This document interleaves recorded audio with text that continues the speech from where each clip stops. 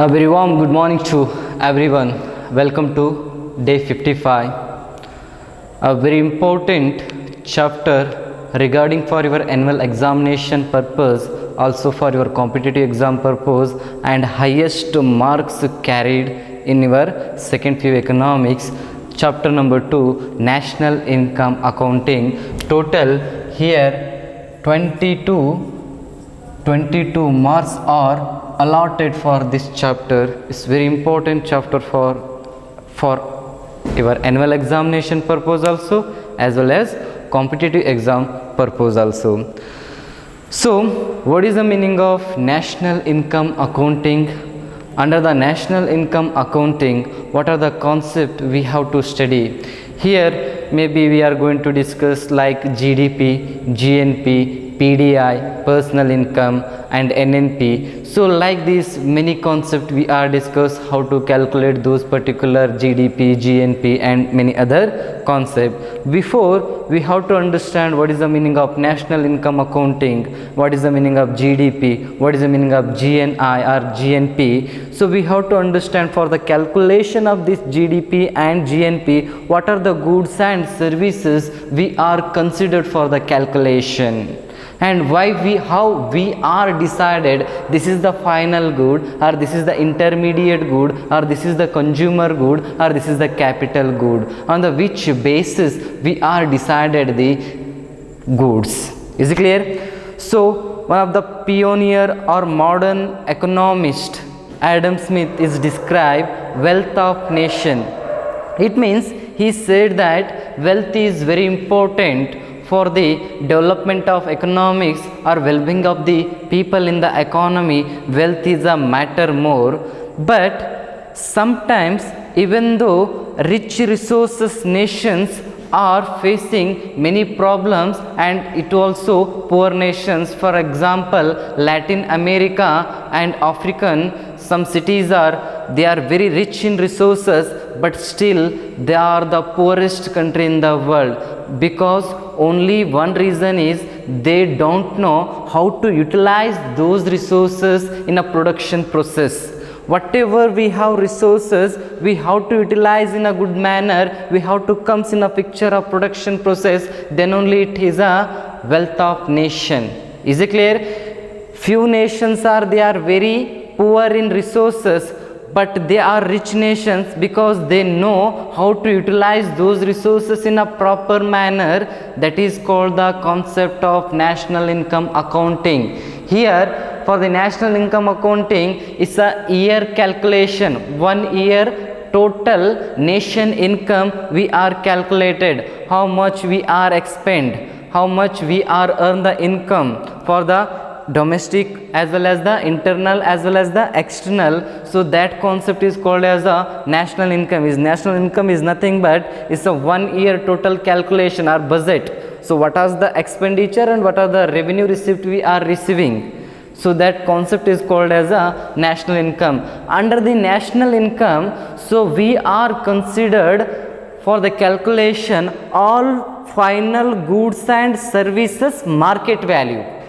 The definition is going like that. Whatever you see that in all the definition for the higher education also, or some Google also, or some other textbook also, the definition is like this. National income is nothing but the calculation of or market value of all final goods and services is called the national income. But my question, why they are considered only final goods for the calculation of national income? Is it clear? Are you understand what is the meaning of national income? So first we have to understand today what is the meaning of final good, the concept of final good. So which goods are considered as a final good in an economy? Is it final good? Or mobile phones are final good, or your vegetables or food? Which one is considered as a final good? Definition is going like this. Final goods are nothing but those goods are for final used. Which good is ready for final use or the final consumption, and there is no other production process for those particular goods in the economy, those goods are considered as a final good. Final good is nothing but is a final use for final use, and there is no other production process or production stages for those goods is called as a final good. It means that is a final stage, and that particular good is ready for the consumption, ready for the use. There is no other production stages for that particular good. Those goods are considered as a final good. Final use are ready for the consumption, and no production stages at all in the future, those goods are considered as a final goods in a nature. For example, shirt is a final good. Why shirt is considered as a final good? So I wore shirt, this is a final good. This marker is a final good, and your mobile phones is a final good, because these goods are ready to consumption, are ready to use. There is no another stages of production. This is a complete product available in the market. Now I can use this product, that is called as a final good. If battery or some other raw materials inside the mobile, those are not considered as a final good, because those are not considered for the final production or final use. For example, when comes to the shirt only, shirt is a final good, but when comes to the cotton is not a final good. It are raw material, because there are many more stages for the cotton. Cotton transformed as a yarn, and yarn transformed as a shirt. This shirt is considered as a final good, but these two goods are not considered as a final good, because cotton and yarn is considered as inputs or raw materials in the economy, because there are many more stages for these particular goods. That's why shirt is a final good, because there is no more production stages and it is ready for the consumption, is called as a final good. Is it clear what is the mean for the final good? Final good is nothing but is ready for the consumption and for final use, and there is no more production stages for the final good, is called as a final good. And in the national income accounting, why we are used only for the final good calculation? For the national income accounting, why we are considered only final goods? Is it clear my question? For the calculation of national income, why we are considered only final goods? Why not we are considered the raw materials or some other inputs? Because these final goods are already ready for the consumption and is already have the some raw materials, and once it is sold in the economy, once it is sold in the economy, it is out of economic flow. It is out of economic flow. That's why we are considered only final goods and services for the calculation of national income, because it is ready for the consumption and is a final used. Once we are sold those particular goods and services in the economy, those are out of economic activities or economic flow. So once it's considered, is fine. These final goods have the value of intermediate goods also, as well as raw material value also. That's why we are considered for the calculation of national income, only we are considered final goods in the economy. Is it clear? So under the final goods, again we have two types of goods. Under the final goods, we have two types of goods. First one is under the final goods. For example, this is the final good. For example, shirt is a final good, right? Under the final good we have two types of goods. One is a consumer or consumption. One is a consumer or consumption goods. Second one is a capital goods. Second one is a capital goods.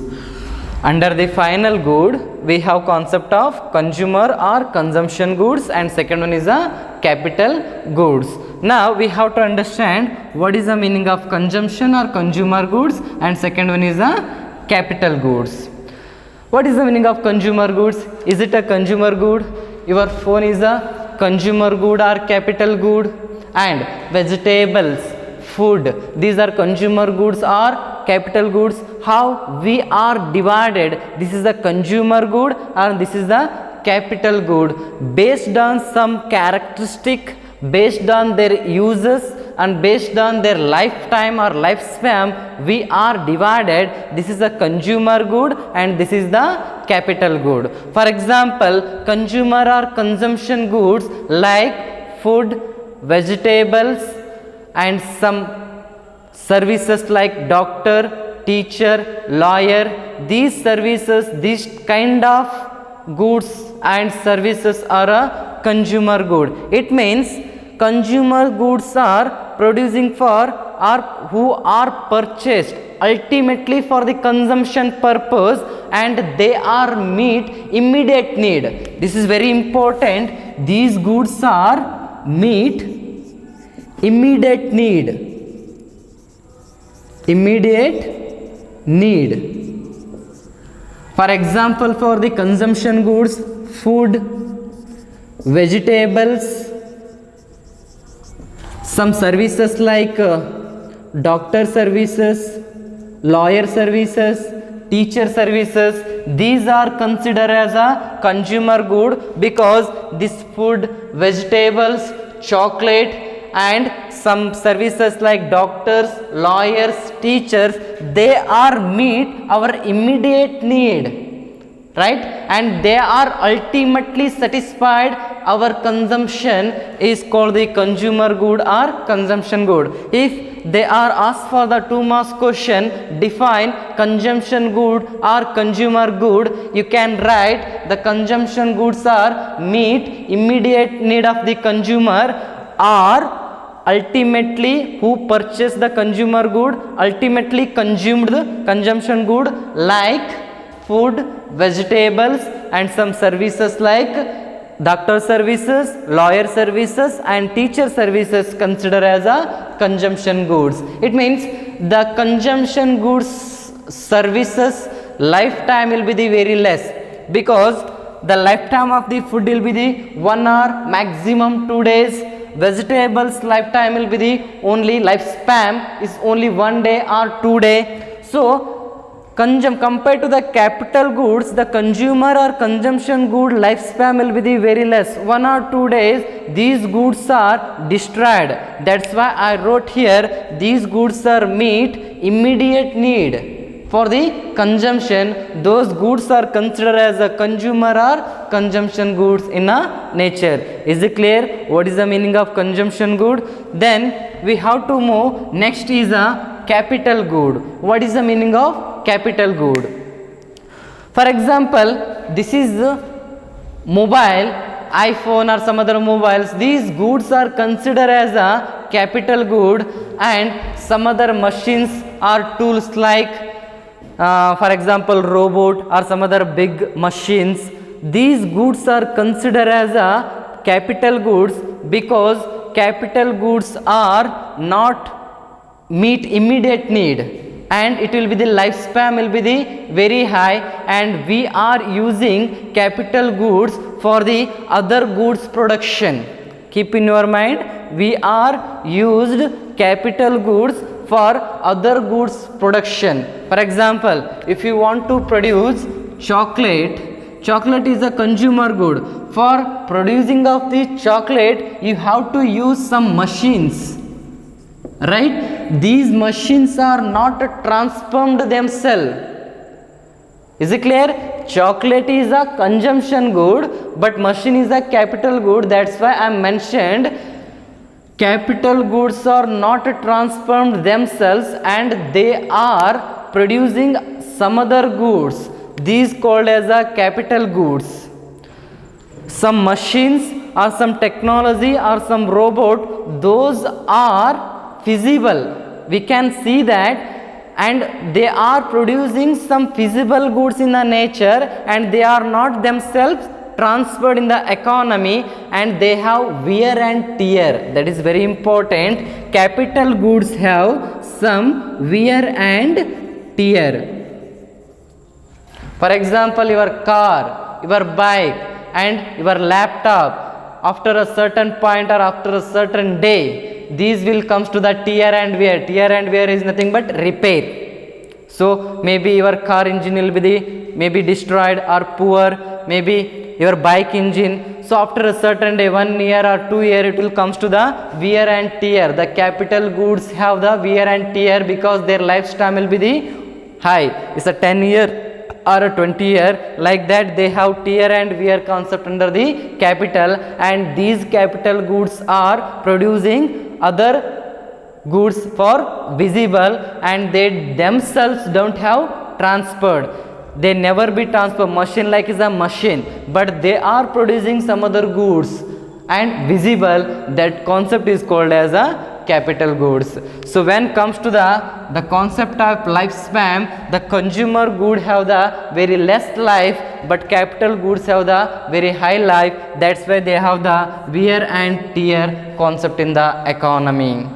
Because if your bike used for the purpose of 5 years, 10 years, not for 1 day or 2 day, like computer also, mobile also, their lifespan will be the purpose of 1 year or 2 year or more than 5 year. But when comes to the vegetables, food, their lifespan will be the only 1 or 2 days. This for the ultimate consumption. Those food and vegetables we are purchased, the consumers, ultimate consumers, the purpose of consumption only, and they are meet immediate need. But these are not immediate need, but these capital goods are have the tear and wear, and these goods are produce some other goods for visible. Those goods are considered as the capital goods in a nature. Is it clear? What is the concept of final good? Under the final good, and why we are considered final good for the calculation of national income, and what is the importance of the final good? Shirt, why we are taking a shirt is only a final good. Under the final good, we have the concept of consumer and consumption. Here is a capital goods. So under the consumption good, again we have the types of, one is, that is a consumer durable good. Consumer durable goods. What is the meaning of consumer durable goods? For example, like television, like TV, computers, bike, etc. These goods are considered as a consumer durable goods in a nature. For example, for the capital goods you can write tools or machines are an example for the capital goods. But when comes to the consumer durable goods, television, computers, bike, car, these goods are consumer durable good, because we are using these goods for the consumption purpose also, not for producing some other goods. But lifespan of the consumer durable goods is more than 2 years or 5 years. For example, you are going to the any showroom and you are buying the Sony or some other television or TV, the lifespan of the TV will be the minimum 4 years or 5 years, right? And we are using purpose of consumption only, and they are not. And these consumer durable goods have wear and tear in the nature. Again, wear and tear in a nature. Capital goods also have a wear and tear in a nature. Your consumer durable goods also have some wear and tear in a nature. It means they will come to the repair. Your computer also, television also, as well as bike also. But these goods are we are using for the consumption purpose, but these goods have the wear and tear in a nature. Is it clear? But this lifetime of the consumer durable good is the more than 2 years or 5 years. But purpose of consumer durable will be the consumption only. But capital goods is also lifetime will be very high, but purpose is not consumption. They are using for the production of some other goods in the nature, that is called the capital good. But these goods have the tear and wear, for example television, computer and bikes, and we are using for the consumption purpose. Those are the immediate meat, but these are not immediate meat. Is it clear? So this is the concept of consumer durable goods. In the next class we have to discuss some other very important concept, like what is the meaning of stock and what is the meaning of flow concept. Under the stock and flow concept we have to discuss what is the meaning of depreciation. So which concept consider as a depreciation, and some other concept will comes, what is the meaning of net gross investment. What is the meaning of gross investment? The gross investment minus depreciation, what is called? That is called the net investment. So in the tomorrow classes we have to discuss what is the meaning of concept of stock as well as the flow, which variable is considered as a stock variable and which variable is considered as a flow variable, which one is considered as a depreciation, why we as consider as a depreciation is a very important term in a national income. Comes to the topic here, under the national income, may sometimes they will ask 4 marks question, write or explain final good in a nature. Then first you have to write what is the meaning of national income, then what is the term final good. Final good means nothing but is for the used for the final purpose or final use, and this final good as there is no more other production stages for the final good. These goods are considered as a final good. For example, shirt. Why shirt is considered as a final good? Because before shirt we have a cotton concept as well as a yarn concept. These are the inputs. Using the inputs we are producing the final goods. Why we are consider final goods for the calculation of national income? You have to write 1 paragraph. If they are also asked for the define final good for the 2 marks question, definitely they will ask 2 marks question. What is the meaning of consumer or consumption good, or what is the meaning of capital goods, or and what is the meaning of consumer durable goods also they will ask for the 2 marks question. Tomorrow we have to discuss what is the meaning of concept of stock also as well as the flow also. ಈಗಾಗಲೇ ನಾವು day 54ರಲ್ಲಿ ನೋಡಿದ ಹಾಗೆ ಅಲ್ಲಿ ನಾವು macro ಎಕನಾಮಿಕ್ಸಲ್ಲಿ ಬರುವಂತಹ ಅಥವಾ ಸಮಗ್ರ ಅರ್ಥಶಾಸ್ತ್ರದಲ್ಲಿ ಬರುವಂತಹ ಅಧ್ಯಾಯವೊಂದನ್ನು ನಾವೇನು ಮಾಡಿದ್ದೀವಿ, ಪೂರ್ಣಗೊಳಿಸಿದ್ವಿ. ಸೊ ಇವತ್ತಿನ ತರಗತಿಯಲ್ಲಿ ಅತಿ ಮುಖ್ಯವಾಗಿ ನಿಮ್ಮ ವಾರ್ಷಿಕ ಪರೀಕ್ಷೆಗೆ ಸಂಬಂಧಪಟ್ಟ ಹಾಗೆ ಮತ್ತು ಕೆಲವು ಇನ್ನಿತರ ಸ್ಪರ್ಧಾತ್ಮಕ ಪರೀಕ್ಷೆಗಳಿಗೆ ಸಂಬಂಧಪಟ್ಟ ಹಾಗೆ ಮತ್ತು ಅತಿ ಹೆಚ್ಚು ಅಂಕಗಳನ್ನು ಒಳಗೊಂಡಿರುವ ನಿಮ್ಮ ಸೂಕ್ಷ್ಮ ಮತ್ತು ಸಮಗ್ರ ಅರ್ಥಶಾಸ್ತ್ರದಲ್ಲಿ ನೋಡಿದ ಹಾಗೆ ಅತಿ ಹೆಚ್ಚು ಅಂಕಗಳನ್ನು ಹೊಂದಿರುವ ಒಂದು ಅಧ್ಯಾಯ ಯಾವುದಪ್ಪ ಅಂತಂದರೆ ಅಧ್ಯಾಯ 2, ನ್ಯಾಷನಲ್ ಇನ್ಕಮ್ ಅಕೌಂಟಿಂಗ್, ರಾಷ್ಟ್ರೀಯ ಆದಾಯದ ಲೆಕ್ಕಾಚಾರ. ಇಲ್ಲಿ ನಿಮಗೆ 20ರಿಂದ 22 ಅಂಕಗಳು ಬರುವಂತಹ ಸಾಧ್ಯತೆಗಳು, 20 ಅಂಕಗಳಂತ ಏನಾಯಿತು ಬಂದೇ ಬರ್ತವೆ. ಸೊ ಯಾವ ರೀತಿಯಾಗಿ ಈ ಒಂದು ಅಧ್ಯಾಯವನ್ನು ನಾವು ಅರ್ಥ ಮಾಡ್ಕೋಬಹುದು? ರಾಷ್ಟ್ರೀಯ ಆದಾಯದ ಲೆಕ್ಕಾಚಾರ, ರಾಷ್ಟ್ರೀಯ ಆದಾಯದ ಲೆಕ್ಕಾಚಾರ. So most of the school, ಅನೇಕ ಕಾಲೇಜ್ಗಳಲ್ಲಿ ಏನು ಮಾಡ್ತಾರೆ, ಈ ಒಂದು ಚಾಪ್ಟರ್ನ ಹೇಳಲಿಕ್ಕೆ ತುಂಬ ಕಷ್ಟ ಅನ್ಕೋತಾರೆ ಅಥವಾ ಈ ಚಾಪ್ಟರ್ನ ಸ್ಕಿಪ್ ಮಾಡಿ ಹೋಗ್ತಾರೆ. ಯಾಕಂದರೆ ಲಿಟಲ್ ಬಿಟ್ ಆಗಿ ಇಲ್ಲಿ ಮ್ಯಾಥಮೆಟಿಕ್ಸ್ ಕೂಡ ಬರುವುದರಿಂದ GDP ಆಗಿರ್ಬೋದು, GNP ಆಗಿರ್ಬೋದು, ಅಥವಾ ಪರ್ಸನಲ್ ಇನ್ಕಮ್ ಅಂತ ಬರ್ತಾವೆ, ವೈಯಕ್ತಿಕ ಆದಾಯ, ರಾಷ್ಟ್ರೀಯ ಆದಾಯ, ದೇಶೀಯ ಆದಾಯ, ಈ ರೀತಿಯಾಗಿ ಅನೇಕ ಪರಿಕಲ್ಪನೆಗಳು ಬಂದು ಅವುಗಳನ್ನು ಹೇಗೆ ನಾವು ಕ್ಯಾಲ್ಕುಲೇಟ್ ಮಾಡಬೇಕು, ಲೆಕ್ಕಾಚಾರ ಹಾಕಬೇಕು ಅನ್ನೋ ಸಂದರ್ಭದಲ್ಲಿ ಸ್ವಲ್ಪ ಮಟ್ಟಿಗೆ ನಮಗೇನು ಬರುವಂಥದ್ದು ಮ್ಯಾಥಮೆಟಿಕ್ಸ್ ಬರೋದ್ರಿಂದ ಸ್ವಲ್ಪ ಕಾನ್ಸೆಪ್ಟ್ ಡಿಫಿಕಲ್ಟ್ ಇದೆ. ಬಟ್ ಆದರೆ ಅದನ್ನು ಸೂಕ್ಷ್ಮವಾಗಿ ಅರ್ಥ ಮಾಡ್ಕೊಳ್ಳೋದ್ರಿಂದ, ಹಿನ್ನೆಲೆ ಮೂಲಕ ನಾವು ಅರ್ಥ ಮಾಡ್ಕೊಳ್ಳೋದ್ರಿಂದ, ಅಂದರೆ ನಾವು ರಾಷ್ಟ್ರೀಯ ಆದಾಯದ ಲೆಕ್ಕಾಚಾರದಲ್ಲಿ ಬರುವಂಥ ಕೆಲವು ಪರಿಕಲ್ಪನೆಗಳನ್ನು ಅರ್ಥ ಮಾಡ್ಕೋಬೇಕಂತಂದರೆ ಕೆಲವು ಮೂಲಭೂತ ಅಂಶಗಳಿದಾವೆ ಅಲ್ಲಿ. ಉದಾಹರಣೆಗೆ ಫೈನಲ್ ಗೂಡ್ ಅಂತ ಕರಿತೀವಿ ನಾವು. ಫೈನಲ್ ಗೂಡ್ ಅಂತಂತಂದರೆ ಅಂತಿಮ ಸರಕು ಅಂತಂದ್ರೇನು, ಯಾವುದಕ್ಕೆ ಅಂತಿಮ ಸರಕು ಅಂತ ಕರಿತೀವಿ, ಯಾವುದಕ್ಕೆ ನಾವು ಮಧ್ಯಂತರ ಸರಕುಗಳಂತ ಕರೀತಾ ಇದ್ವಿ, ಯಾವುದಕ್ಕೆ ನಾವು ಅನುಭೋಗಿ ಸರಕುಗಳಂತ ಕರೀತಾ ಇದ್ವಿ, ಯಾವುದಕ್ಕೆ ನಾವು ಬಂಡವಾಳ ಸರಕುಗಳಂತ ಕರೀತಾ ಇದ್ವಿ, ಯಾವುದನ್ನು ನಾವು ಸ್ಟಾಕ್ ವೇರಿಯಬಲ್ ಅಂತ ಕರಿಬಹುದು, ಯಾವುದನ್ನು ನಾವು ಫ್ಲೋ ವೇರಿಯಬಲ್ ಅಂತ ಕರಿಬಹುದು. ಈ ರೀತಿಯ ಸೂಕ್ಷ್ಮವಾದ ಪರಿಕಲ್ಪನೆಗಳು ನಿಮ್ಗೆ ಅರ್ಥ ಆದರೆ ಸುಲಭವಾಗಿ ಮುಂದೆ ಬರುವಂಥ ಪರಿಕಲ್ಪನೆಗಳೇನಾಗ್ತವೆ, ಅರ್ಥವಾಗ್ತವೆ. ಸೊ ಹಾಗಾಗಿ ತುಂಬ ಮಹತ್ತರವಾದ ಒಂದು ಅಧ್ಯಾಯ ಎಲ್ಲ ಒಂದು ದೃಷ್ಟಿಕೋನದಿಂದ.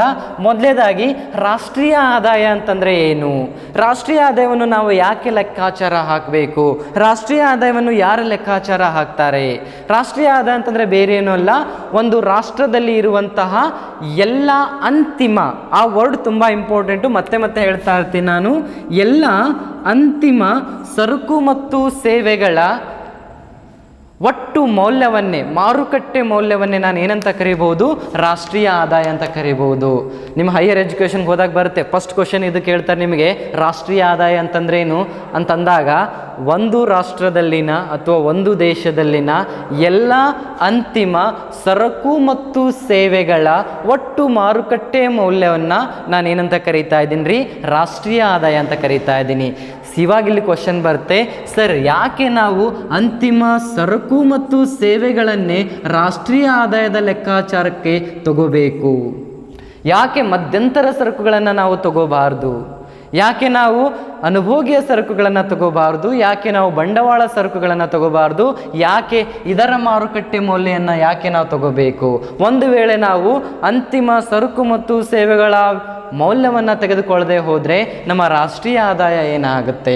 ಇವೆಲ್ಲವನ್ನು ತಿಳ್ಕೋಬೇಕಾದ್ರೆ ಈ ಅಧ್ಯಾಯದಲ್ಲಿ ಬರುವಂಥ ಕೆಲವು ಸೂಕ್ಷ್ಮವಾದ ಪರಿಕಲ್ಪನೆಗಳನ್ನು ನಾವೇನು ಮಾಡ್ಕೋಬೇಕು, ಅರ್ಥ ಮಾಡ್ಕೋಬೇಕು. ಅರ್ಥ ಆಯ್ತಲ್ಲ, ರಾಷ್ಟ್ರೀಯ ಆದಾಯ ಅಂತಂದ್ರೇನು, ಒಂದು ರಾಷ್ಟ್ರದಲ್ಲಿ ಇರುವಂತಹ ಎಲ್ಲ ಅಂತಿಮ ಸರಕು ಮತ್ತು ಸೇವೆಗಳ ಒಟ್ಟು ಮಾರುಕಟ್ಟೆ ಮೌಲ್ಯವನ್ನು ನಾನು ಏನಂತ ಕರಿತಾ ಇದ್ದೀನಿ, ರಾಷ್ಟ್ರೀಯ ಆದಾಯ ಅಂತ ಕರಿತಾ ಇದ್ದೀನಿ. ಸೊ ಇದರಲ್ಲಿ ಮೊಟ್ಟ ಮೊದಲನೇದಾಗಿ ನಾವೇನನ್ನು ಅಧ್ಯಯನ ಮಾಡಬೇಕು ಅಂತಂದರೆ, ಹಾಗಿದ್ರೆ ಅಂತಿಮ ಸರಕು ಅಂತಂದರೆ ಏನು, ಯಾವುದಕ್ಕೆ ನಾವು ಅಂತಿಮ ಸರಕು ಅಂತ ಕರಿತೀವಿ, ಫೈನಲ್ ಗೂಡ್ ಅಂತ ಇಂಗ್ಲೀಷ್ ಮೀಡಿಯಮಲ್ಲಿ ಇದಕ್ಕೆ ನಾವು ಕರಿತಾ ಇದ್ದೀವಿ. ಸೊ ಇಲ್ಲಿ ಏನಾಗುತ್ತೆ ಪರಿಕಲ್ಪನೆಯಲ್ಲಿ, ರಾಷ್ಟ್ರೀಯ ಆದಾಯದಲ್ಲಿ ಮುಖ್ಯವಾಗಿ ನಮ್ಮ ಪ್ರಸ್ತುತ ಒಂದು ಆರ್ಥಿಕತೆಯಲ್ಲಿ ಮಾಡರ್ನ್ ಎಕನಾಮಿಸ್ಟ್ ಅಂತ ಕರಿತೀವಿ ಅವರನ್ನು, ನೂತನ ಅರ್ಥಶಾಸ್ತ್ರದ ಪಿತಾಮಹ ಅಂತ ಕರಿತೀವಿ. ಯಾರಪ್ಪ ಅಂತಂದರೆ ಆ್ಯಡಮ್ ಸ್ಮಿತ್ ಅವರನ್ನು. ಅವ್ರು ಹೇಳ್ತಾರೆ ತಮ್ಮ ಒಂದು ಕೃತಿಯಲ್ಲಿ ವೆಲ್ತ್ ಆಫ್ ನೇಷನಲ್ಲಿ, ರಾಷ್ಟ್ರಗಳ ಸಂಪತ್ತು ಮತ್ತು ವರ್ಗೀಕರಣ ಅಥವಾ ಕ್ರೋಢೀಕರಣ ಅಂತ ಹೇಳಿ ಅಲ್ಲಿ ಹೇಳ್ತಾರೆ ಅವರು, ಒಂದು ರಾಷ್ಟ್ರ ಅಭಿವೃದ್ಧಿ ಆಗಬೇಕಾದ್ರೆ, ಆ ರಾಷ್ಟ್ರದಲ್ಲಿರುವ ಜನರು ಅಭಿವೃದ್ಧಿ ಆಗಬೇಕಾದ್ರೆ ಆ ರಾಷ್ಟ್ರದಲ್ಲಿ ಸಂಪತ್ತು ಅನ್ನೋದು ತುಂಬ ಮಹತ್ತರವಾದ ಪಾತ್ರ ವಹಿಸುತ್ತದೆ ಅಂತೇಳಿ. ಅಂದರೆ ಅವ್ರು ಏನೇ ಹೇಳೋದಿದ್ರು ಕೂಡ ಸಂಪತ್ತು ಅನ್ನೋದು ತುಂಬ ಮುಖ್ಯ. ಸಂಪತ್ತು ಅಂದರೆ ಬೇರೇನಲ್ಲ, ಆ ರಾಷ್ಟ್ರದಲ್ಲಿ ಅತಿ ಹೆಚ್ಚು ಸಂಪನ್ಮೂಲಗಳನ್ನು ಒಳಗೊಂಡಿರಬೇಕು. ಬಂಗಾರ, ಬೆಳ್ಳಿ, ವಜ್ರ, ವೈಡೂರ್ಯ ಇದೆಲ್ಲ ಇತ್ತು ಅಂತಂದರೆ ಆ ರಾಷ್ಟ್ರ ಸುಲಭವಾಗಿ ಏನಾಗುತ್ತೆ, ಅಭಿವೃದ್ಧಿಗೊಳ್ಳುತ್ತೆ. ಅಲ್ಲಿರುವ ಜನರು ಏನಾಗ್ತಾರೆ, ಅಭಿವೃದ್ಧಿ ಹೊಂದ್ತಾರೆ ಅನ್ನೋದನ್ನು ಅವ್ರು ಏನು ಮಾಡ್ತಾ ಇದ್ದಾರೆ, ಹೇಳ್ಕೊಡ್ತಾ ಇದ್ದಾರೆ. ಆದರೆ ಇಲ್ಲಿ ಅರ್ಥ ಮಾಡ್ಕೊಳ್ರಿ, ಯಾವ ಒಂದು ರಾಷ್ಟ್ರದಲ್ಲಿ ಅತಿ ಹೆಚ್ಚು ಸಂಪತ್ತು ಇರುತ್ತದೆಯೋ ಅಥವಾ ಅತಿ ಹೆಚ್ಚು ಸಂಪನ್ಮೂಲಗಳು ಏನಂತ ನಾವು ಅದಕ್ಕೆ ನೈಸರ್ಗಿಕ ಸಂಪನ್ಮೂಲಗಳು ಇರ್ತಾವಲ್ಲ, ಆ ದೇಶವನ್ನು, ಆ ಆಧಾರದ ಮೇಲೆ ಆ ದೇಶವನ್ನು ಶ್ರೀಮಂತ ದೇಶ ಅಂತ ಕರೀಲಿಕ್ಕೆ ಬರೋದಿಲ್ಲ. ಯಾಕಪ್ಪ ಅಂತಂತಂದರೆ ನಮಗೆ ಒಂದು ಎರಡು ದೇಶಗಳು ಉದಾಹರಣೆ ಬರ್ತವೆ. ಲ್ಯಾಟಿನ್ ಅಮೇರಿಕಾ ಮತ್ತು ಆಫ್ರಿಕನ್ ರಾಷ್ಟ್ರಗಳಲ್ಲಿ ಅತಿ ಹೆಚ್ಚು ಏನಾಗಿದ್ದಾವೆ, ಸಂಪನ್ಮೂಲಗಳಿದ್ದಾವೆ. ಬಂಗಾರ ಸಿಗುತ್ತೆ ಅಲ್ಲಿ, ವಜ್ರ ಸಿಗುತ್ತೆ ಅಲ್ಲಿ. ಆದರೂ ಕೂಡ ಇಡೀ ವಿಶ್ವದಲ್ಲೇ ಬಡತನವನ್ನು ಫೇಸ್ ಮಾಡ್ತಿರುವಂತಹ ದರಿದ್ರ ರಾಷ್ಟ್ರಗಳು ಯಾವಪ್ಪ ಅಂತಂದರೆ Latin America as well as African ರಾಷ್ಟ್ರಗಳು. ಯಾಕಪ್ಪ ಅಂತಂದರೆ ಇವ್ರು ಹೇಳೋ ಪ್ರಕಾರ, ಆ್ಯಡಮ್ ಸ್ಮಿತ್ ಅವ್ರು ಹೇಳೋ ಪ್ರಕಾರ, ಎಲ್ಲಿ ಸಂಪತ್ತು ಜಾಸ್ತಿ ಇದೆ ಅಲ್ಲ ಅಲ್ಲಿ ಆ ರಾಷ್ಟ್ರ ಏನಾಗಬೇಕಾಗಿತ್ತು, ಶ್ರೀಮಂತ ಆಗಬೇಕಾಗಿತ್ತಲ್ಲ. ಯಾಕೆ ಆ ರಾಷ್ಟ್ರಗಳು ಸಂಪನ್ಮೂಲ ಇದ್ದಾಗಲೂ ಕೂಡ ಬಡತನವನ್ನು ಫೇಸ್ ಮಾಡ್ತಾ ಇದ್ದಾವೆ ಅಥವಾ ಎದುರಿಸ್ತಾ ಇದ್ದಾವೆ ಅಂತಂತಂದರೆ ಅವ್ರಿಗೆ ಗೊತ್ತಿಲ್ಲ. ಆ ಸಂಪನ್ಮೂಲಗಳನ್ನು ಹೊರಗೆ ತೆಗೆಯುವಂಥ ತಂತ್ರಜ್ಞಾನ ಅವ್ರ ಹತ್ರ ಅದು ಗೊತ್ತಿಲ್ಲ. ಆ ಒಂದು ಸಂಪನ್ಮೂಲವನ್ನು ಉತ್ಪಾದನಾ ಪ್ರಕ್ರಿಯೆಯಲ್ಲಿ ಹೇಗೆ ಬಳಕೆ ಮಾಡಿಕೊಳ್ಳಬೇಕನ್ನೋ ಒಂದು ನಾಲೆಜ್ ಅವ್ರಿಗೆ ಗೊತ್ತಿಲ್ಲ. ಹಾಗಾಗಿ ಆ ರಾಷ್ಟ್ರಗಳು ಬಡತನವನ್ನು ಫೇಸ್ ಮಾಡ್ತಾ ಇದ್ದಾವೆ. ನಾವು ಕೆಲವು ರಾಷ್ಟ್ರಗಳನ್ನ ಉದಾಹರಣೆಯಾಗಿ ತಗೋಬಹುದು. ಜಪಾನ್ ಅಂತ ಆಗಿರಬಹುದು, ಸಿಂಗಾಪುರ್ ಅಂತ ಆಗಿರ್ಬೋದು. ಈ ರಾಷ್ಟ್ರಗಳು ಚಿಕ್ಕದಾಗಿದ್ರೂ ಕೂಡ, ಸಂಪನ್ಮೂಲಗಳು ಕಡಿಮೆಯಾಗಿದ್ರೂ ಕೂಡ ಟೆಕ್ನಾಲಜಿ ಮತ್ತು GDPಯಲ್ಲಿ ಹೈಯೆಸ್ಟ್ ಆಗಿರ್ತವೆ. ಯಾಕಂದರೆ ಅವರಲ್ಲಿ ಎಷ್ಟು ಸಂಪನ್ಮೂಲಗಳ ಲಭ್ಯತೆ ಇದೆಯಲ್ಲ ಅಷ್ಟನ್ನು ಕೂಡ ಉತ್ಪಾದನಾ ಪ್ರಕ್ರಿಯೆಯಲ್ಲಿ ಬಳಸ್ಕೋತಾ ಇದ್ದಾರೆ. ಅವ್ರಿಗೆ ಗೊತ್ತಿದೆ ಆ ಸಂಪನ್ಮೂಲಗಳನ್ನು ಎಷ್ಟು ಚೆನ್ನಾಗಿ ನಾನು ಆರ್ಥಿಕತೆಯಲ್ಲಿ ಬಳಕೆ ಮಾಡ್ಕೊಳ್ಬೋದು ಅನ್ನೋ ಒಂದು ಟೆಕ್ನಾಲಜಿ ಮತ್ತು ಬುದ್ಧಿವಂತಿಕೆ ಅವರಲ್ಲಿ ಗೊತ್ತಿದ್ದಾಗ ಆ ರಾಷ್ಟ್ರ ಬೆಳೀಲಿಕ್ಕೆ ಸಾಧ್ಯ ಆಗುತ್ತೆ. ಅಂದರೆ ಇದರ ಅರ್ಥ ಸಂಪನ್ಮೂಲಗಳನ್ನು ಹೇಗೆ ಬಳಕೆ ಮಾಡಿಕೊಳ್ಬೇಕು ಅನ್ನೋ ನಾಲೆಜ್ ಯಾವ ರಾಷ್ಟ್ರಕ್ಕೆ ಇರುತ್ತಲ್ಲ ಆ ರಾಷ್ಟ್ರದ ರಾಷ್ಟ್ರೀಯ ಆದಾಯ ಏನಾಗಿರುತ್ತೆ, ಜಾಸ್ತಿ ಇರುತ್ತೆ.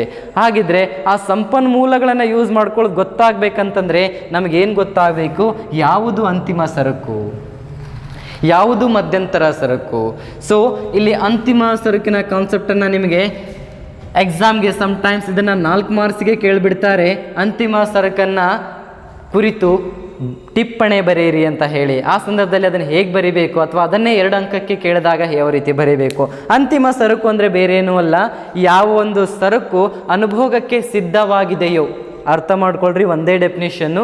ಯಾವ ಒಂದು ಸರಕು ಅಂತಿಮ ಸೇವನೆಗಾಗಿ ಅಥವಾ ಅಂತಿಮ ಅನುಭೋಗಕ್ಕಾಗಿ ಸಿದ್ಧವಾಗಿದೆಯೋ ಅಂತಹ ಸರಕುಗಳನ್ನು ನಾವು ಅಂತಿಮ ಸರಕು ಅಂತ ಕರೀತಾ ಇದ್ದೀವಿ.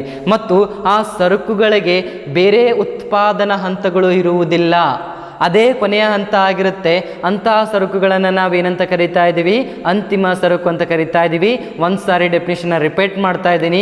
ಅಂತಿಮ ಸರಕು ಎಂದರೆ ಯಾವ ಸರಕುಗಳು ಅಂತಿಮ ಬಳಕೆಗೆ ಅಥವಾ ಅನುಭೋಗಕ್ಕೆ ಸಿದ್ಧವಾಗಿದ್ದಾವೋ ಮತ್ತು ಅದಕ್ಕೆ ಬೇರೆ ಉತ್ಪಾದನಾ ಹಂತಗಳು ಇಲ್ಲವೋ ಅಂತಹ ಸರಕುಗಳನ್ನು ನಾವು ಅಂತಿಮ ಸರಕುಗಳಂತ ಕರಿತಾ ಇದ್ದೀವಿ.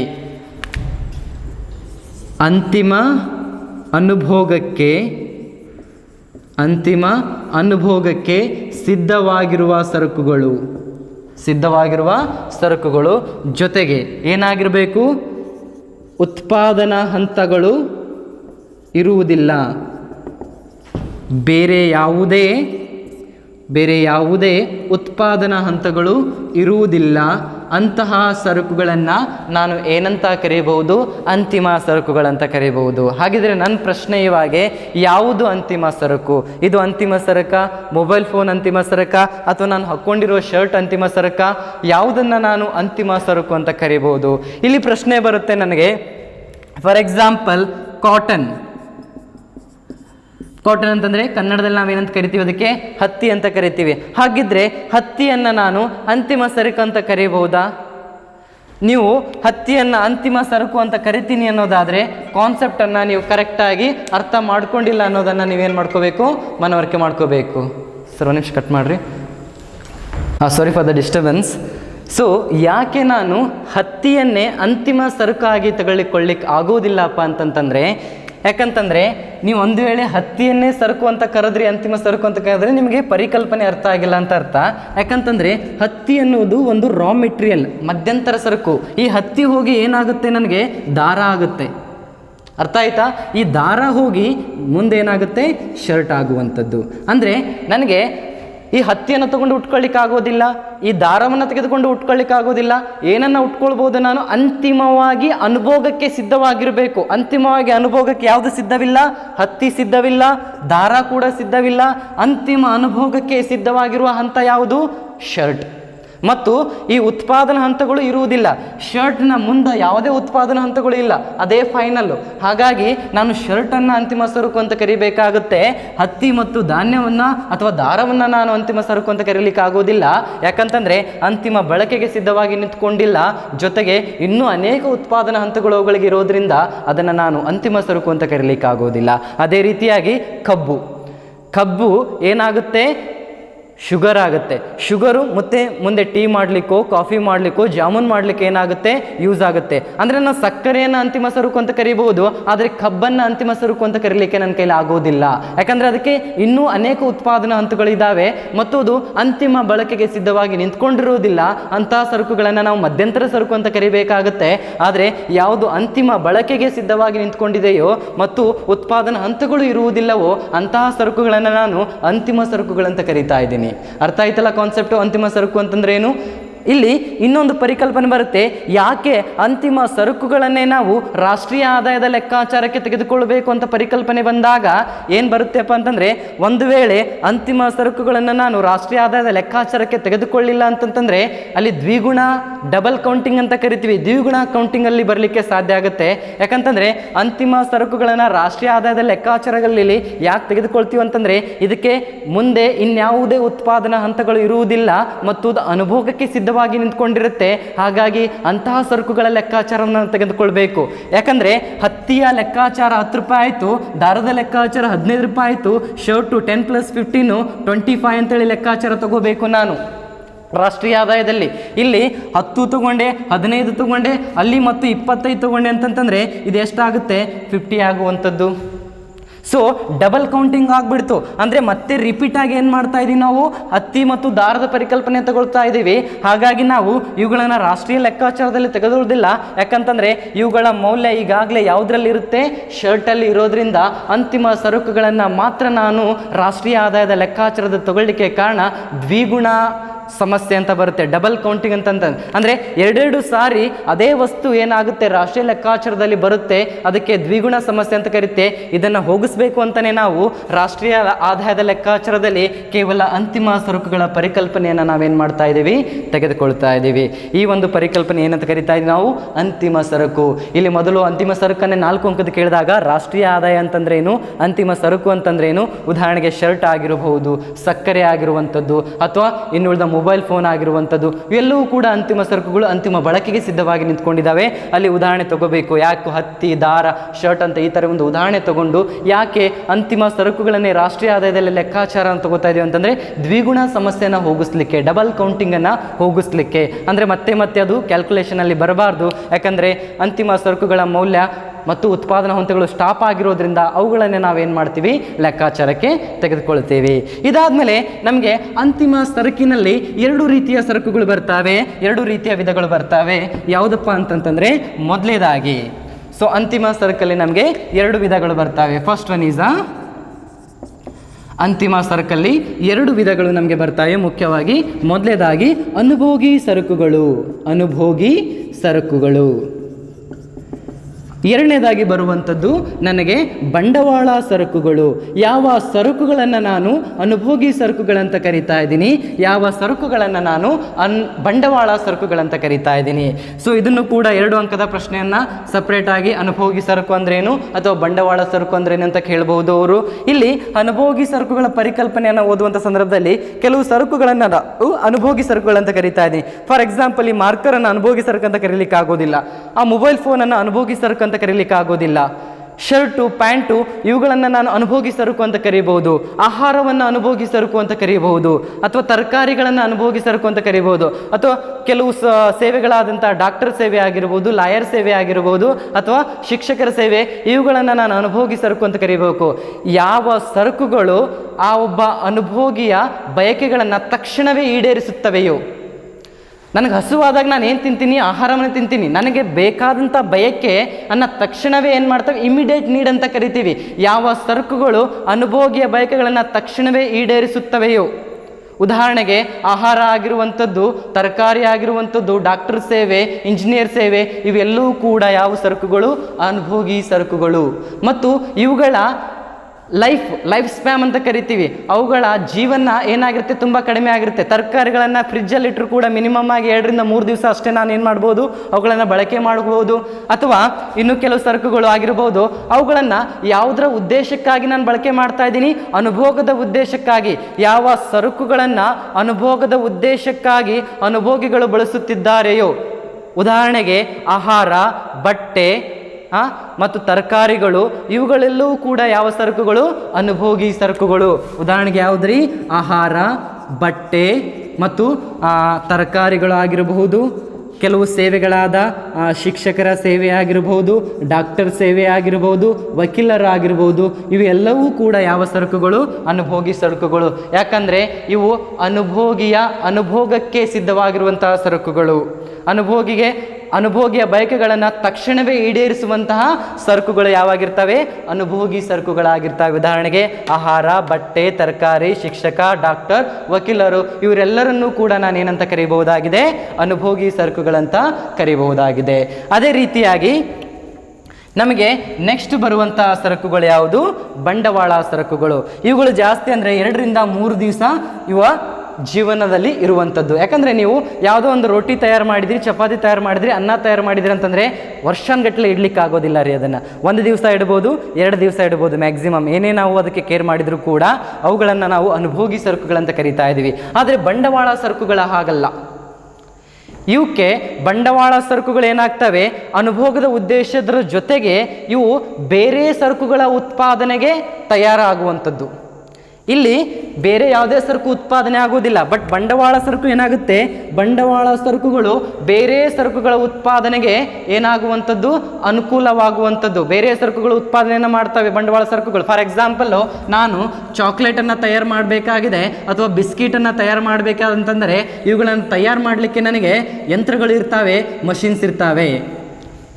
ಅಥವಾ ಈ ಮಷಿನ್ಸು, ಯಂತ್ರಗಳು ಇವುಗಳನ್ನು ಏನಂತ ಕರಿಬಹುದ್ರಿ? ನಾನು ಬಂಡವಾಳ ಸರಕುಗಳು. ಯಾಕಂದರೆ ಈ ಬಂಡವಾಳ ಸರಕುಗಳು ಬೇರೊಂದು ಸರಕುಗಳ ಉತ್ಪಾದನೆಗೆ ಸಹಾಯಕವಾಗುತ್ತವೆ ಮತ್ತು ಆ ಸರಕುಗಳು ಟಿಯರ್ ಆ್ಯಂಡ್ ವಿಯರ್, ಹರಕಲು ಮತ್ತು ಮುರುಕಲು ಅಂತ ಕರಿತೀವಿ. ಕನ್ನಡದಲ್ಲಿ ವರ್ಡ್ ಇದೆ ಅದು, ಟಿಯರ್ ಆ್ಯಂಡ್ ವಿಯರ್. ಅಂದರೆ ಆಗಾಗ ಈ ಸರಕುಗಳು ಏನಾಗ್ತಿದ್ದಾವೆ? ರಿಪೇರಿಗೆ ಹೋಗ್ತಾ ಇರ್ತವೆ. ಅದರದ್ದೇನು ಇಂಜಿನ್ ಕಡಿಯಾಗುವಂಥದ್ದು ಅಥವಾ ಆಯಿಲ್ ಏನಾದರೂ ಹೋಗಿರುವಂಥದ್ದು, ನಟ್ಟು ಬೋಟ್ಗಳು ಹೋಗಿರುವಂಥದ್ದು. ಈ ರೀತಿಯಾಗಿ ಅನುಭೋಗಿ ಸರಕುಗಳಂತಂದರೆ ಈ ರೀತಿ ಬರಬೇಕು. ಅನುಭೋಗಿ ಸರಕುಗಳಂತಂದರೆ ಬೇರೆ ಏನೂ ಅಲ್ಲ, ಅನುಭೋಗಿ ಸರಕುಗಳು ಅನುಭೋಗದ ಉದ್ದೇಶಕ್ಕಾಗಿ ತಯಾರಾಗಿರುವಂಥದ್ದು. ಅನುಭೋಗದ ಉದ್ದೇಶಕ್ಕಾಗಿ ಅನುಭೋಗಿಗಳು ತಯಾರಾಗಿರುವಂಥದ್ದು. ಮತ್ತು ಉದಾಹರಣೆಗೆ ಆಹಾರ, ಬಟ್ಟೆ, ತರಕಾರಿ, ಶಿಕ್ಷಕ, ಡಾಕ್ಟರ್, ವಕೀಲರು ಇವೆಲ್ಲವೂ ಕೂಡ ಯಾವುದಕ್ಕೆ ಉದಾಹರಣೆ? ಅನುಭೋಗಿ ಸರಕುಗಳು ಉದಾಹರಣೆ. ಬಂಡವಾಳ ಸರಕುಗಳಂತಂದಾಗ ಬಂಡವಾಳ ಸರಕುಗಳು ಬೇರೊಂದು ಸರಕುಗಳ ಉತ್ಪಾದನೆಗೆ ಅನುಕೂಲವಾಗುವಂಥದ್ದು ಮತ್ತು ಇವು ಹರಕಲು ಮತ್ತು ಮುರುಕಲು ಎಂಬ ಪರಿಕಲ್ಪನೆಯನ್ನು ಹೊಂದಿರುತ್ತವೆ. ಅವುಗಳನ್ನು ನಾವೇನಂತ ಕರಿತೀವಿ? ಬಂಡವಾಳ ಸರಕುಗಳಂತ ಕರಿತಾ ಇದ್ದೀವಿ. ಉದಾಹರಣೆಗೆ ಬಂಡವಾಳ ಸರಕುಗಳಿಗೆ ಯಂತ್ರಗಳು, ದೊಡ್ಡ ದೊಡ್ಡ ಯಂತ್ರಗಳು ಮತ್ತು ರೋಬೋಟ್ ಇವೆಲ್ಲವೂ ಕೂಡ ಯಾವುದಕ್ಕೆ ಉದಾಹರಣೆ? ಬಂಡವಾಳ ಸರಕುಗಳಿಗೆ ಉದಾಹರಣೆ. ಯಾಕಂದರೆ ಬಂಡವಾಳ ಸರಕುಗಳ ಜೀವನ ಮಟ್ಟ ಏನಾಗಿರುತ್ತೆ ಅಥವಾ ಅವ್ರ ಲೈಫ್ ಸ್ಪ್ಯಾನ್ ಅಂತ ಕರಿತೀವಿ, ಮಿನಿಮಮ್ 5 ರಿಂದ 10 ವರ್ಷ ಇರುತ್ತೆ. ಯಾವುದೇ ಒಂದು ಯಂತ್ರ ತಗೊಳ್ತಾ ಇದೀವಪ್ಪ ಅಂತಂದರೆ, ಒಂದು ಯಾವುದೋ ಖಾರ ಕುಟ್ಟ ಮಷಿನ್ ತಗೊಳ್ತಾ ಇದ್ವಿ ಅಂದರೆ ಮಿನಿಮಮ್ ಒಂದು ಎಷ್ಟು ವರ್ಷ ಬರ್ತೀರಿ? 5 ರಿಂದ 10 ವರ್ಷ ಬರುತ್ತೆ. ಯಾವುದೋ ಒಂದು ಕಾರ್ ತಗೊಳ್ತಾ ಇದ್ದೀವಿ, ಯಾವುದೋ ಒಂದು ಬೈಕ್ ತೆಗೆದುಕೊಳ್ತಾ ಇದ್ದೀವಿ, ಯಾವುದೋ ಒಂದು ಮಷಿನ್ ತೆಗೆದುಕೊಳ್ತಾ ಇದ್ದೀವಿ ಅಂತಂದರೆ ಮಿನಿಮಮ್ 5 ರಿಂದ 10 ವರ್ಷ ಬರ್ತವೆ. ಬಟ್ 5-10 ವರ್ಷದಲ್ಲಿ ಏನು ಬರ್ಬೋದು? ನನಗೆ ಸ್ವಲ್ಪ ರಿಪೇರಿ ಬರ್ಬೋದು. ಹಾಗಾಗಿ ಬಂಡವಾಳ ಸರಕುಗಳಿಗೆ ಏನಿರುತ್ತೆ? ರಿಪೇರಿ ಇರುತ್ತೆ. ಬಟ್ ಇವುಗಳಿಗೆ ರಿಪೇರಿ ಇರೋದಿಲ್ಲ. ಅರ್ಥ ಆಯ್ತಲ್ಲ? ಮತ್ತು ಇವು ಬೇರೊಂದು ಸರಕುಗಳ ಉತ್ಪಾದನೆಗೆ ತಮ್ಮನ್ನು ತಾವೇನು ಮಾಡ್ತಾವೋ ಬದಲಾಯಿಸ್ಕೊಳ್ಳೋದಿಲ್ಲ. ಬೇರೊಂದು ಸರಕುಗಳ ಉತ್ಪಾದನೆಗೆ ಏನಾಗ್ತಾವೆ? ಅನುಕೂಲವಾಗ್ತವೆ. ಅಂತಹ ಸರಕುಗಳಿಗೆ ನಾವು ಬಂಡವಾಳ ಸರಕುಗಳಂತ ಕರಿತಾ ಇದ್ದೀವಿ. ಇನ್ನೊಂದಾಗಿ ಈ ಬಂಡವಾಳ ಅನುಭೋಗಿ ಸರಕುಗಳು ಮತ್ತು ಬಂಡವಾಳ ಸರಕುಗಳು ಆದಮೇಲೆ ಇದರ ಅಡಿಯಲ್ಲೇ ನನಗೆ ಇನ್ನೊಂದು ಪರಿಕಲ್ಪನೆ ಬರುತ್ತೆ, ಕನ್ಸ್ಯೂಮರ್ ಡ್ಯೂರೇಬಲ್ ಗೂಡ್ಸ್ ಅಂತ ಕರಿತೀವಿ. ಅದಕ್ಕೆ ಕನ್ಸ್ಯೂಮರ್ ಡ್ಯೂರೇಬಲ್ ಗೂಡ್ಸ್ ಅಂತಂತಂದರೆ ಅನುಭೋಗಿಯ ಸರಕುಗಳಲ್ಲಿ, ಇಲ್ಲಿ ಅನುಭೋಗಿಯ ಸರಕುಗಳು, ಇಲ್ಲಿ ಪರಿಕಲ್ಪನೆ ಬಾಳಿಕೆ ಬರುವ ಅನುಭೋಗಿ ಸರಕುಗಳು. ಬಾಳಿಕೆ ಬರುವ ಅನುಭೋಗಿ ಸರಕುಗಳು. ಯಾವ ಸರಕುಗಳನ್ನು ನಾವು ಬಾಳಿಕೆ ಬರುವ ಅನುಭೋಗಿ ಸರಕುಗಳಂತ ಕರಿತೀವಿ? 2 ಅಂಕದ ಪ್ರಶ್ನೆ ಕೇಳ್ತಾ ಇರ್ತಾರೆ. ಬಾಳಿಕೆ ಬರುವ ಅನುಭೋಗಿ ಸರಕುಗಳಂತಂದರೆ ಬೇರೇನಲ್ಲ. ಉದಾಹರಣೆಗೆ ನಿಮ್ಮ ಮನೆಯಲ್ಲಿರುವಂಥ TV ಆಗಿರಬಹುದು, ಕಂಪ್ಯೂಟರ್ ಆಗಿರಬಹುದು, ಅಥವಾ ಬೈಕ್ ಆಗಿರುವಂಥದ್ದು, ಕಾರ್ ಆಗಿರುವಂಥದ್ದು, ಇವೆಲ್ಲವೂ ಕೂಡ ಬಾಳಿಕೆ ಬರುವ ಅನುಭೋಗಿ ಸರಕುಗಳು. ಈ ಸರಕುಗಳು ಕೂಡ ಉದ್ದೇಶ ಏನಾಗಿದೆ? ಅನುಭೋಗಕ್ಕೋಸ್ಕರನೇ ನಾವೇನು ಮಾಡ್ತಾ ಇದ್ದೀವಿ? ತೆಗೆದುಕೊಳ್ತಾ ಇದ್ದೀವಿ. ಬಟ್ ಇವುಗಳ ಜೀವನ ಏನಾಗಿರುತ್ತೆ?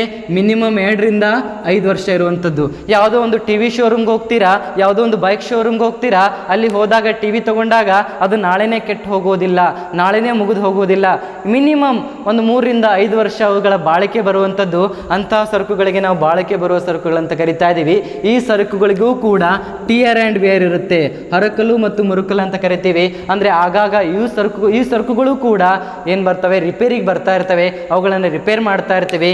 ಬಟ್ ಇವು ಬೇರೆ ಯಾವುದೇ ಸರಕುಗಳ ಉತ್ಪಾದನೆ ಮಾಡೋದಿಲ್ಲ. ಬಂಡವಾಳ ಸರಕುಗಳು ಬೇರೆ ಸರಕುಗಳನ್ನು ಉತ್ಪಾದನೆ ಮಾಡ್ತವೆ, ಅನುಭೋಗಿ ಸರಕುಗಳು ಯಾವುದನ್ನು ಉತ್ಪಾದನೆ ಮಾಡುವುದಿಲ್ಲ ಮತ್ತು ಅವುಗಳ ಜೀವನ ಮಟ್ಟ ಏನಾಗಿರುತ್ತೆ, ಕಡಿಮೆ ಆಗಿರುತ್ತೆ. ಬಟ್ ಆದರೆ ಬಾಳಿಕೆ ಬರೋ ಸರಕುಗಳು ಇವುಗಳು ಏನು ಮಾಡ್ತವೆ, ಇವು ಕೂಡ ಅನುಭೋಗದ ಉದ್ದೇಶಕ್ಕಾಗಿ ಏನಾಗಿರ್ತವೆ, ಬಳಕೆಗೆ ಬಂದಿರ್ತವೆ. ಆದರೆ ಇವುಗಳ ಜೀವನ ಮಟ್ಟ ಏನಾಗಿರುತ್ತೆ, ಅಧಿಕವಾಗಿರುತ್ತೆ.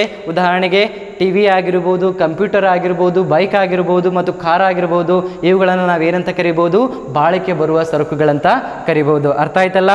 ಅಂತಿಮ ಸರಕು ಅಂತಂದ್ರೆ ಏನು, ಅನುಭೋಗ ಸರಕುಗಳಂತಂದ್ರೆ ಏನು, ಬಂಡವಾಳ ಸರಕುಗಳಂತಂದ್ರೆ ಏನು, ಯಾಕೆ ರಾಷ್ಟ್ರೀಯ ಆದಾಯದಲ್ಲಿ ನಾನು ಅಂತಿಮ ಸರಕುಗಳನ್ನು ತೆಗೆದುಕೊಳ್ತಾ ಇದ್ದೀನಿ, ಮತ್ತು ಬಾಳಿಕೆ ಬರುವ ಸರಕುಗಳಂತಂದ್ರೆ ಏನು ಅರ್ಥ ಮಾಡ್ಕೊಂತು. ನಾಳೆ ತರಗತಿಯಲ್ಲಿ ನಾವೇನು ಮಾಡೋಣ, ಸ್ಟಾಕ್ ಮತ್ತು ಫ್ಲೋ ಅಂತ ಬರ್ತಾವೆ. ಸೊ ಹರಿವು ಅಂತ ಒಂದು ಬರುತ್ತೆ, ಫ್ಲೋ ಅಂತೇಳಿ. ಸ್ಟಾಕ್ ಅಂತಂದರೆ ದಾಸ್ತಾನು, ದಾಸ್ತಾನು ಅಂತಂದ್ರೆ ಏನು, ಹರಿವು ಅಂತಂದ್ರೆ ಏನು, ಯಾವ ಚಲಕಗಳಿಗೆ ದಾಸ್ತಾನು ಅಂತ ಕರಿತೀವಿ, ಯಾವ ಸ್ಥಳಕಗಳಿಗೆ ನಾವು ಹರಿವು ಅಂತ ಕರಿತೀವಿ. ಅದಾದಮೇಲೆ ಡಿಪ್ರಿಷಿಯೇಷನ್ ಅಂತ ಬರುತ್ತೆ. ಸೊ ಆ ಪರಿಕಲ್ಪನೆಗಳನ್ನು ನಾವೇನು ಮಾಡೋಣ, ನಾಳೆಗೆ ತರಗತಿಯಲ್ಲಿ ಅಧ್ಯಯನ ಮಾಡೋಣ. ಈ ಎಲ್ಲ ಪರಿಕಲ್ಪನೆಗಳು ಅರ್ಥ ಆದರೆ ಮಾತ್ರ ನಿಮಗೆ GDP ಅರ್ಥ ಆಗಲಿಕ್ಕೆ ಸಾಧ್ಯ ಆಗುತ್ತೆ. ಧನ್ಯವಾದಗಳು.